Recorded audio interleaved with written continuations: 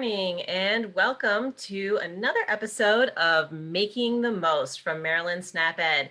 So this is our series about making the most of the food resources that are available to you. We started the series focusing on school meals, talking about ways to making sure everybody had information about how to get free school meals, and then make the most of those foods once they came into your home as part of the meals as they were served, as well as any leftover ingredients that you could prepare in recipes to serve to your kids in different ways. We also then did a highlight on food pantries, as well as foods from your own home pantry that make inexpensive meals from staple ingredients that you probably already have on hand. And now we have shifted our focus to one of my favorite food access resources, which is the garden. So today we have a really special feature. We're going to be talking about school gardens, which are a big part of SNAP Ed's work, both from a sort of nutrition education perspective, as well as a food access perspective. Before we get started, I'll give my usual introduction, which is we'd love for you to introduce yourself in the comments with your county, and if you're in Maryland, your city and state, if you are viewing from outside of Maryland. And if you have any questions or comments as they come along, just place them in the chat and I will ask them of our guests as we move through the program. So in a second, I'll introduce our chef for the day, our SNAP Ed chef for the day. She's one of our returning chefs.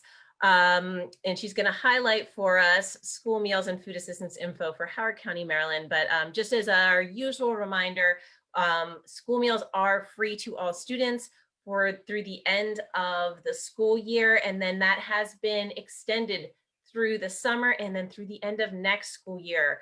Meals will be free to all students. So for this school year, that applies whether they're in the school building or if they are virtual learning or hybrid learning. On those days they're at home, you can pick up meals for free. Your school district is going to be the best source of information for that, but please do check because times and locations are changing. But also take advantage of free meals in the school building if your kids are going, because that can leave more money in your pocket for healthy foods to serve at other meals. And that's going to be in effect through the summer. Free meals for all through the summer food service program and then next school year too. So really take advantage of this resource.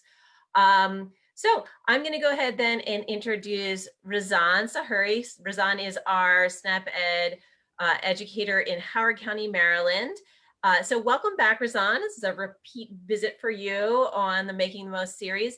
And can you give us a little update on what's going on in Howard County from the school meals perspective, as well as any information about food assistance resources? Yes, good morning, everyone. So yes, I'm glad to be here.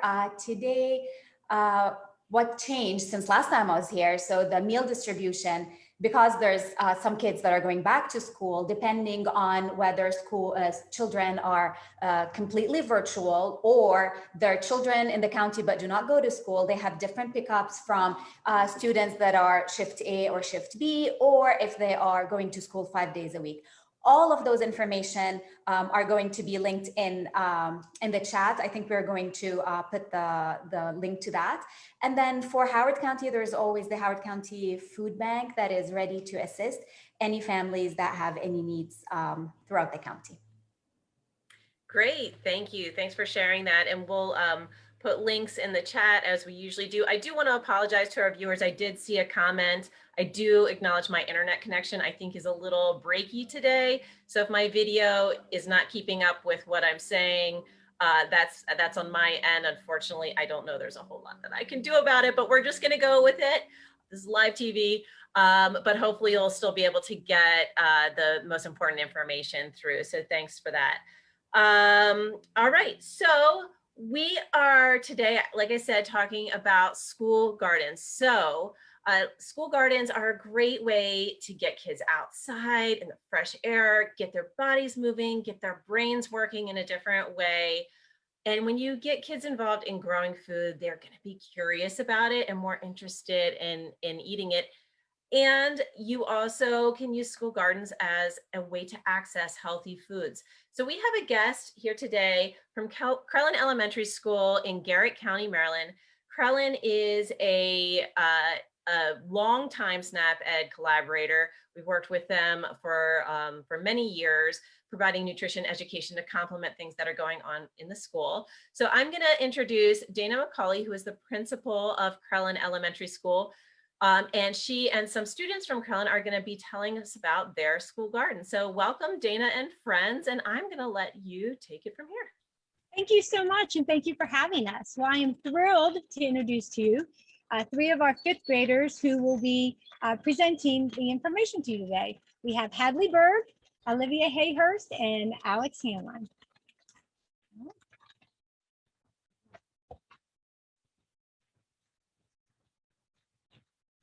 Welcome to Miss Rosemary's Garden, our school's community garden named after Miss Rosemary, who was a custodian for many years at our school. We started this garden about 15 years ago. It was so popular, we expanded it. In our greenhouse, located behind me, we have started the seeds for the plants. Kids in all different grades get to help hoe, plant, water, and care for the garden. This year in math class, we calculated the area of the garden.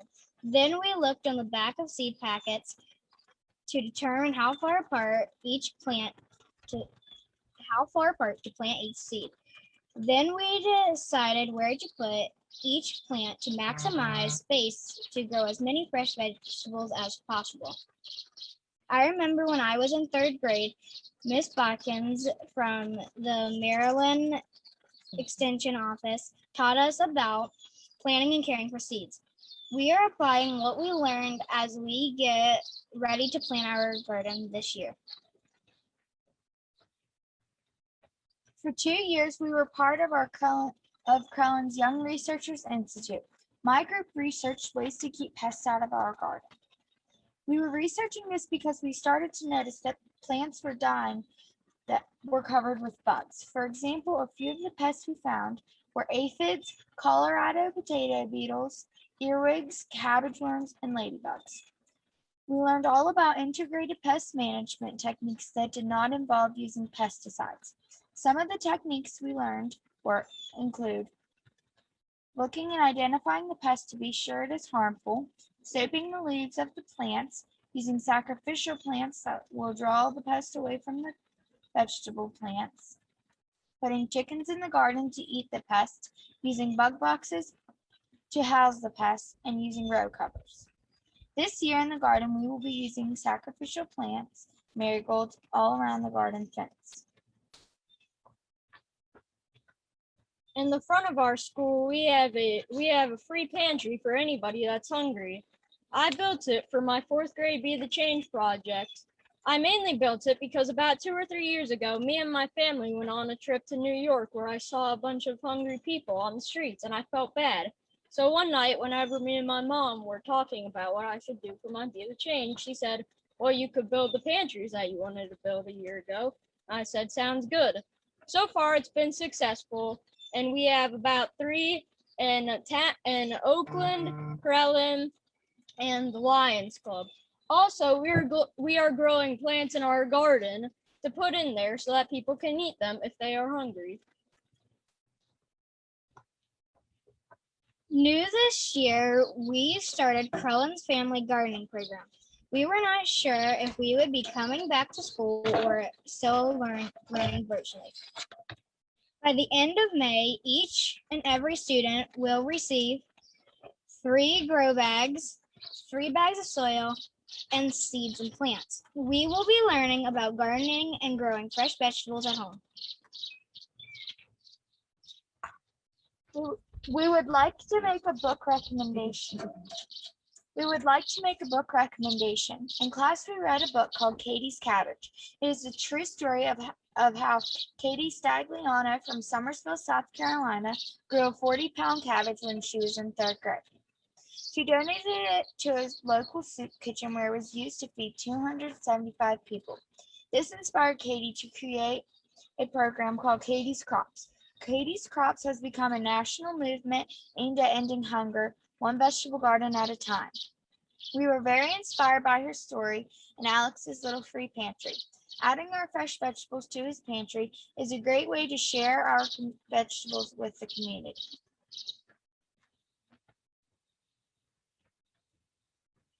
Well, we are so excited that we're still able, even though school is part virtual, we have some kids virtual, we have kids back in school, but we're really excited that we're able to maintain our school garden and allow the kids to have an opportunity to grow some vegetables at home with their parents. So we're hoping that next year when things sort of get back to normal, whatever normal is going to be, that we'll be able to continue using the vegetables that we grow in the garden in the school as part of the food program. So we thank you for inviting us to join you. This has been wonderful. We're very thankful for all of the folks in the community who help us both by bringing their expertise to us through the Maryland Extension Office, but also financially and able to help us maintain the programs that we have. So thank you very much. Well, wonderful. That was inspiring. Everybody that's watching, let's give big thumbs up and hearts. There are hearts flying up on Facebook. You guys can't see it right now, but everyone is as inspired as we are. If you have any questions or comments, please put them in the chat. Ms. McCauley is going to stay on as we move to our recipe demo. And I can ask them of her, and if the students are still with them, they can respond as well. But I just can't say enough about this. I mean, this is near and dear to my heart. Gardens just capture so many things we want for our students and our community in terms of learning experience, hands-on learning, a chance to serve, and a chance to care for themselves and their families and their own health. So I'm going to try not to cry. So we just talked about school gardens, and we're going to go back to Razan, and she's going to walk us through making school garden salsa, which is a recipe that can be made with foods grown in the school garden. So I'm going to turn it over to you, Razan. Exactly. So a lot of these ingredients can be grown in a school garden, which is great. So I'm going to go through the ingredients very quickly before I start the prep. So this recipe will yield 8 servings. It's great as an appetizer or even, as a snack, as a side dish, now that, the weather is getting nicer and hopefully we'll be grilling outside. So for 8 servings, we need 1 can of unsalted whole kernel corn drained. And the nice thing is you can use fresh in the coming, couple of months in the summer. Maybe, if you go to the farmer's market and you find fresh corn, you can use that. 1 can of black beans, rinsed and drained. And if you don't have black beans, you can use any other beans. 4 plum tomatoes, seeded and chopped, and we will chop this bad boy together. I just did that for, so we're more speedy. Half a bell pepper, seeded and chopped. And I chose, orange just for color, but if you have green or red, whatever color you have at home works. Half medium red onion. And again, you don't have to use red onion. If you have spring onions or white onions, any onions would work. And then 1/3 of a cup minced fresh cilantro, and we're going to mince those together. Again, if you don't have cilantro, you can use, you don't have to use it. And then 1/3 of a cup of, not 1/3, excuse me, 1/8 of a cup of lime juice that is equivalent to 2 tablespoons or actually 1 lime. And if you don't have limes, that's fine. You can use lemons. So let's get started. And the nice thing about this recipe is that kids can actually help in making this recipe. Depending on their age, they can help rinse and wash the beans and the corn. They can help just dump everything in the bowl. So the first 2 ingredients, you just literally dump them. There's not a lot of prep in that. And then for the onions, I already chopped them. I thought, we don't need tears live. So I just put that. And the easy thing when you chop an onion, you can either, depending on how small you want it, you can just go horizontal and then do it this way, or you can also cut it in between just to make it finer. So you have 2 layers and then you can do it. I said I'm not going to chop it and I'm chopping it. Does that work? Sorry. But you can see how small it gets or how fine, depending on how many layers you cut in. So that's for the onion. All right. As for the bell pepper, there is more than one way to cut your bell pepper. One of the easiest ways, for me at least, is to keep it standing. If it's wobbly, what you can do is you can cut some of the base just to make it more secure. And, things like that, you can help kids do it. I'm using, an adult knife, but if you have kids helping, they can always use a plastic knife. This is a crab knife.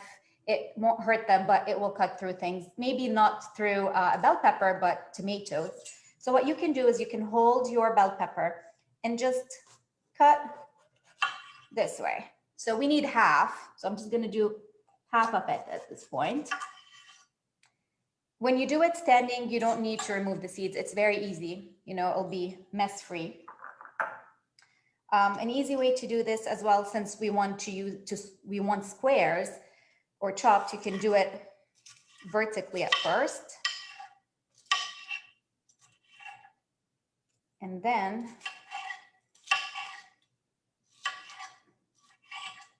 you can turn it into smaller pieces, as small as you like. For salsas, I feel like, since we're using, I like it smaller in my salsa. So Razan, while you finish chopping that, I wanted to ask the folks at Crellin. So the fresh vegetables that we have in this recipe we have tomatoes, peppers, bell peppers, and cilantro, the herb cilantro. Do you grow any of those in your garden? Yes, we do. We do grow peppers and tomatoes, and we also grow herbs. Fantastic. So the big question around school gardens, and I think you guys could do a lot to help lots of folks around the state, is, well, those things grow in the middle of the summer. How does your garden get cared for in the summer, and who uses those tomatoes and peppers? I mean, hopefully you still have them growing in the fall when you guys come back, but what happens during the summer? So we come back and care for the garden through the summertime, because we come back in August. So right about the time when they need to be harvested, we are already back in school. Oh, great, great. And you guys are in Garrett County, so they are probably coming in a little bit later. So I know some, schools are able to organize families as volunteers. I know some schools that use their garden almost like a community garden in the summertime. So community members come in and they take care of it and they take part of the harvest. But those things, I think, they evolve, and it's kind of that if you grow it, they will come philosophy. So thanks for that. All right, Razan, we'll go back to you. We do have comments on how beautiful the colors in your Families salsa do are. come in and also get vegetables out of our garden. That's fantastic. That's just amazing. What it's a resource for the school as well for families. So meanwhile, I minced the cilantro, and one of the other things that kids can do to help is actually remove the leaves and just, pick them for you to chop them. That is a great job for kids in the kitchen, picking herb leaves. Also, anybody who might be standing around chatting with you while you're cooking. It's kind of a mindless, simple job that you can put anybody to work. And then dicing tomatoes, I just cut them into these circles and then divide them into half. It's easier to hold. And then it'll be ready. Oh, that just looks so beautiful. And it smells so good too. You can smell the onions, the cilantro. I think that's what I'm having for lunch today. And I feel like, this salsa works great as a side dish with, say, grilled chicken or, anything you have. And if you don't have lime, as I mentioned before, you can use lemons. What I use also is if I use half a lime or half a lemon, I save the rest in the freezer. I squeeze it and I save it in the freezer. You don't need to use a juicer. You can use this, or you can actually use your hands. You can use a spoon inside just to kind of get the juice out. So there's so many different ways to get that juice out. I have this juicer, so I'm just gonna press. While you're finishing that up, I do have one last question for the students at Crellin. Are there any vegetables that you've grown in your garden that you didn't realize, like that the experience of growing it in the garden sort of changed how you felt about them? Anything you grew and you were like, oh, actually, I'm gonna be more willing to taste that. Has there been I anything? can't really think of Go ahead, anything. Lily. So we grow green peppers, and I did not think I would like them because I've tried them in the past and I didn't like them. But after we tried them here at school, I actually did like them. Fantastic. Anybody else? Or if you just want to share what your favorite thing is that you grow in your garden, that's cool. My favorite thing that we have grown here in the past is probably carrots. Cool. Those can be tricky to grow. Beautiful. Like, probably carrots too. Carrots, cool. So cool. I love pulling stuff out of the ground because it's like, it's a surprise. Carrots are funny though. Sometimes they look like you're going to have a big old carrot to pull up and then you pull up a little stumpy one, or sometimes they surprise you, have a nice long one. So cool. Well, thanks guys. All right. We are going to go back to Razan and take a look at our final product of our school garden salsa. I just finished it and I mixed it. I'm plating it at this moment. And speaking of salsas, we have a lot of great salsa recipes on our new website. So we'll be sharing our web links in just a second. So, and I'm serving this with baked tortilla chips. That just looks fantastic. You're right. That almost looks like a meal to me right there. I love it. Beautiful, beautiful colors, which tells us it has a variety of nutrients, vitamins, minerals in it. And it's just fresh and tasty. So we posted the recipe. We hope everybody will try this. We're going to pull up some slides to remind you of our upcoming sessions. So just as a reminder, this is actually the final episode in our Making the Most series, because we are about to begin a new series next week. This is going to be our Fresh from Maryland series. So, you know, spinning off of our gardening feature, we're going to be talking about local food. So how to shop for, how to select, how to store, and how to prepare all of the beautiful, wonderful, delicious things that are going to be coming from Maryland farms during the growing season. And we are going to be kicking off that series with a tour of the Crossroads Farmers Market in Montgomery County, Maryland. If you haven't been to the farmers market ever, if you've never spent benefits at the farmers market, or if you haven't been in the farmers market in your area since the beginning of the pandemic, this is a great thing for you to attend. They'll be just showing us how they accept benefits, how they, what safety precautions they have in place. Now it's going to be different at every market in the state, exactly how they handle that, but this will just give you a little bit of a visual that might, build your confidence and inspire you to make sure you put the market dates on your calendar. So next Thursday, May 6th at 11 a.m. And then continuing Thursdays at 11 a.m. from May 13th, the following week and beyond, we'll be featuring a different item of seasonal produce. We have some great guests lined up. And so all about the beautiful things coming from Maryland farms. If you're watching this live on Facebook, you already know how to find us. Make sure you like our page and turn on notifications so you don't miss any of our episodes. If you're watching this recorded, make sure you go to Facebook and like our page and turn on notifications. And so speaking of going to our Facebook page, here is our address there in the middle, facebook.com eatsmartmd. All of the recipes that we feature are on our EatSmart website, which is extension.umd.edu/eatsmart. This is a new address to access those resources and a reformatted website. We've got pictures and videos for some of our recipes. So it's a really beautiful site.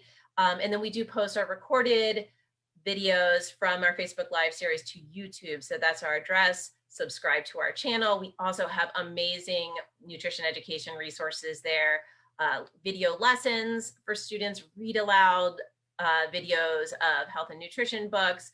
We have some great recipe videos that show you step-by-step how to prepare a lot of our recipes that we have on our website. So that wraps us up. I want to thank the students from Crellin. I want to thank Ms. McCauley. I want to thank Razan, and thank everybody who has participated over these last several months in the Making the Most series. And we are looking forward to having you join us as we embark on our next series of Fresh from Maryland. So take care, and we will see you next week at 11.